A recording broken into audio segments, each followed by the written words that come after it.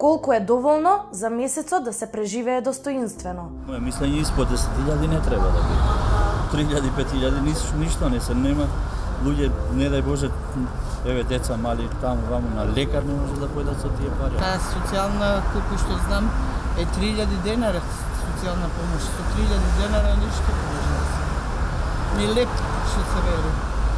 А така да, барем 12.000 да.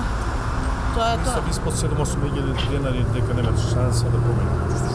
Што која да плати струја, што да плати вода. Не знам што се уствари тоа со 100 евра, 150 евра. Би со таа социјална помош била да не биде испод 8.000 евра. Таа најниска што може да биде. Да може да преживее семејство. Постојат неколку предизвици, односно проблеми на системот на социјална помош во Република Македонија. Најпрво, системот е фрагментиран, се состои од повеќе видови на помош, наместо да биде универзален. Оваа фрагментираност на системот, заедно со ниските трошења, доведува до ниска ефективност во основната функција на системот, а тоа е намалување на сиромаштијата и социјалната исклученост. Исто така, системот создава дестимулации, односно ги демотивира корисниците на помоштите да бараат активно работа или пак да прифатат формална работа.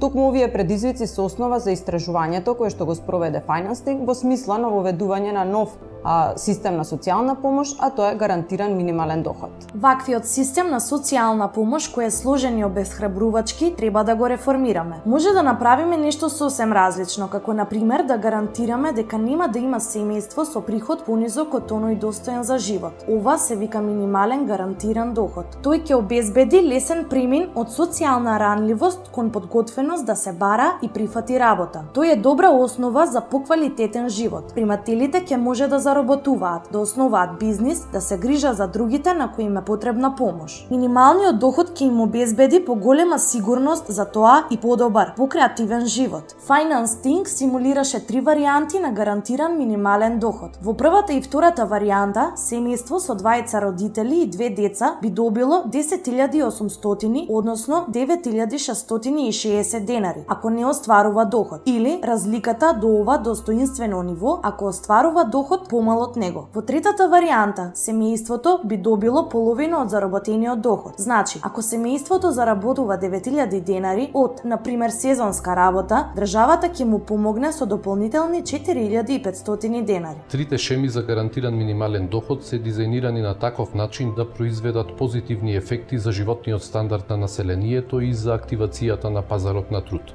Поконкретно, сите три шеми влијаат врз намалување на сиромаштијата за околу 1/3, а со тоа предизвикуваат и поволни ефекти врз распределбата на доходот на населението. Дополнително, она што е важно споредено со тековниот систем на социјална помош е што овие три дизајни на гарантиран минимален доход не водат кон деактивација на населението на пазарот на труд. Особено третата шема, исплатливост на работата, дури и предизвикува позитивни ефекти во смисла на тоа што ја поттикнува желбата на примателите да бараат и да прифаќаат вработување. Во 2010, 2011, 2012 го заговаравме минимален адекватен приход и сите сили беа против нас и сите зборуваа дека тоа е невозможна мисија за Македонија. Јас велам, тоа е единствената возможна мисија ако сакаме да намалиме сиромаштијата.